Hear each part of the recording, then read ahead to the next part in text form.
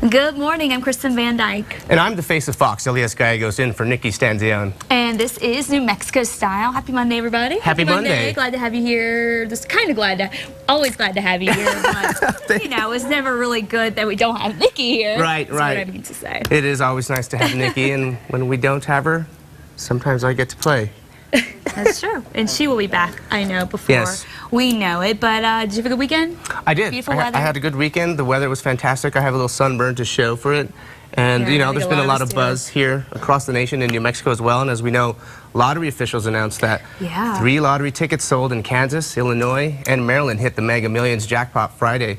But Albuquerque Fire Station number 8 got 5 of the 6 numbers correct, and they're donating some of their winnings to one of their brothers, who today is undergoing a very serious surgery to remove a very deadly brain tumor. Yeah, there's a lot of talk of people buying lottery tickets last year, and these guys have almost got enough money to pay for that surgery. 24-year-old Vincent Cordova is in California right now for a 3-day surgery. The Albuquerque firefighters won $10,000, and they're donating some of the winnings to Cordova.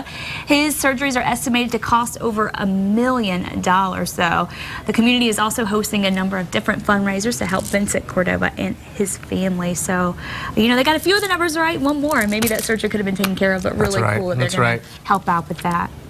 It's amazing to see, you know, our first responders are always doing whatever they can to help the community, and it's always a special occasion to see them rise into action to help one of their brothers. Absolutely, and so hopefully they can get that done, and good luck to him. Yeah, our thoughts are definitely with him. Well, let's go ahead and check in with KRQE News 13 anchor Elizabeth Alvarez for this morning's news headlines. Good morning, Elizabeth. How's it going? Hey, good morning, guys. I hope you had a wonderful weekend. Good morning to you at home. Topping your morning news headlines this Monday morning, a brush fire continues to burn this morning. It's actually the biggest fire we've seen so far this year in New Mexico.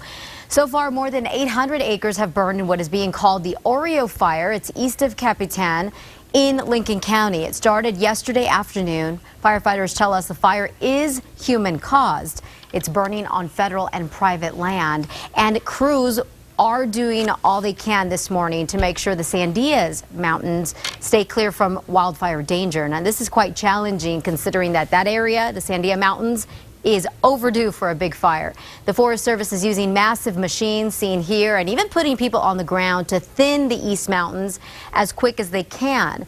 Forest officials say if nothing is done and a fire does spark, it could get out of control fast since it's so dry. Thinning the East Mountains is a 3-year project that should clear a total of 700 acres. The first phase came to an end this weekend with 300 acres complete. This morning, state medical examiners will look at what may have killed an internationally known marathon runner found dead in the Gila Mountains. Micah True's body was discovered Saturday. This is just such a sad story, 4 days after he went for a run in the forest. Micah's friend tells us that Micah's body was found next to a creek about 7 miles away from a visitor center. You could not have crafted a better ending for him. That's exactly what he was like. He was by the side of a cold creek in a beautiful wilderness at the end of a long run. That was his life to a T. True's family thinks he died of natural causes. Again, an autopsy will say for sure, and that is now underway. A massive water main break is forcing an Albuquerque charter school to close. Crews will be out this morning making repairs to Media Arts Collaborative Charter School. This water main break was so bad that administrators say the building will be shut down for at least a week. But students will likely still have classes, though, at satellite campuses. Look at this video here. Crews were able to cap the water main by Saturday afternoon, but by then, the water had been rushing inside for a couple of hours, causing massive destruction inside. There is still no word on how much damage the building sustained or how much it will cost to replace the damaged equipment. Administrators will continue to assess the damage today. All right, if you plan on watering your lawn this morning, you may want to do so pronto. The city of Albuquerque's water restrictions went into effect this weekend. That means you can only water your lawn before 11 o'clock in the morning and after 7 in the evening. That's really to avoid the hottest part of the day, they say. Now, if you break the rules, you could face fines starting at $20 all the way up to $2,000. Santa Fe, lovely city, I love it, is known for its art scene and gorgeous landscape, and this morning it has something else to be proud of. It's one of the nation's greenest cities. Travel and Leisure magazine ranked Santa Fe as the 10th greenest city in the country. The reason Santa Fe was chosen is because of its cultural vibes, its indie boutiques, and the convention center being built from recycled material. How cool is that? The #1 green city was Portland, Oregon. And that wraps it up for your Monday morning headlines. Be sure to catch Matt Morrow, Kristen Van Dyke, and me every weekday morning on KRQE News 13 beginning at 4:30 a.m. Kristen, Elias, back to you. Have a great Monday. Yeah, you too. Thanks, Elizabeth. Thanks, Elizabeth. And you know, from Portland to Santa Fe, couldn't be more contrasting cities when it comes to the weather, right? Sunny skies versus a lot of cloud cover. That's right. And some rain. So. But apparently, like-minded individuals with the getting the vote for greenest. It's pretty cool. I spent some time up in Santa Fe this weekend. Of course, you live up there, and it really is. There's a, you know, it seems like a lot of people do care about the environment, and there's a lot of you know, just a lot out there about going green, I think. Well, you know, part of it is, I think, is the terrain, the sunsets. It is very scenic and it's beautiful, and you want to take care of it. It reminds you, hey, you know, this is our planet, and it's a good one at that. So it's not surprising to hear that folks in Santa Fe are thinking consciously. In New Mexico in general, really. And of course, the weather this weekend, perfect to get active out there. But then last night, a lot of people cozying up on the couch to watch the 2012 American Country Music Awards. Yes, they were announced last night.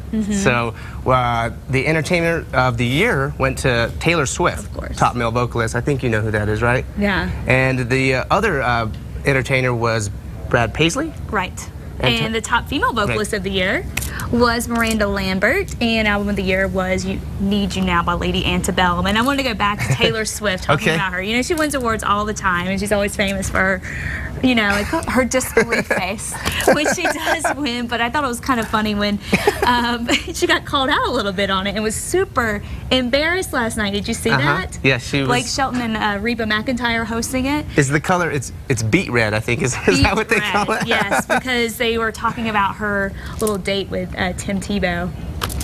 And she got called out for that. She's a little embarrassed about it, so. Well, I guess it could be worse. Yeah. In which way could it be worse? You could not have a date. Tim Tebow seems like he's a decent guy. I don't think she'll ever have a problem with getting a date. No, ever. probably not.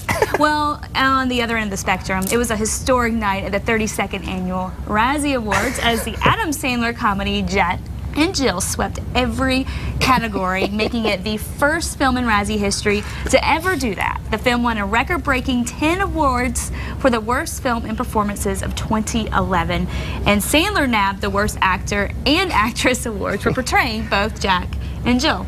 Well, he'll get over it, but he shouldn't feel too bad. Even my hero, legendary actor Al Pacino, brought home an award for Worst Supporting Actor. Yeah. He doesn't get many of those. No, he doesn't. Some of the other Worst Actor nominations were Russell Brand for Arthur. Arthur, yes. Nicolas Cage in that Drive Angry movie, remember that one? And also Taylor Lautner in Abduction and the Twilight Saga Breaking Dawn one. Of course, we're going to have some. I think Kristen Stewart, Rob Pattinson, and Taylor, they were all nominated for Worst Couple, On-Screen Couple, something like that. Well, I think a lot of these actors, and Adam Sandler in particular, they take this with a grain of salt because their movies, they make so much money and are labeled a success overseas and in the States as well. Right. And Sarah Palin, don't forget her. Oh, she got a Worst Actress nominee as well for her documentaries. Yes. I don't know if she's laughing about that one too much. No. Probably not too much. No. And in other news, last week we told you that Katie Couric is returning to morning television. That's kind of a big deal. She's filling in for Robin Roberts on ABC's Good Morning America this week. Right, that started today. There was a lot of promos about that over the weekend. You were saying it was the battle of... It's like the battle of the two networks, because also we're hearing that former Alaska Governor Sarah Palin is going to guest host on NBC's Today Show. That's tomorrow. And asked about the fact that she'll be going head-to-head on Tuesday with Couric, with whom she squared off with in a controversial interview, if you remember. On the 2008 campaign trail, Palin said simply, "Game on."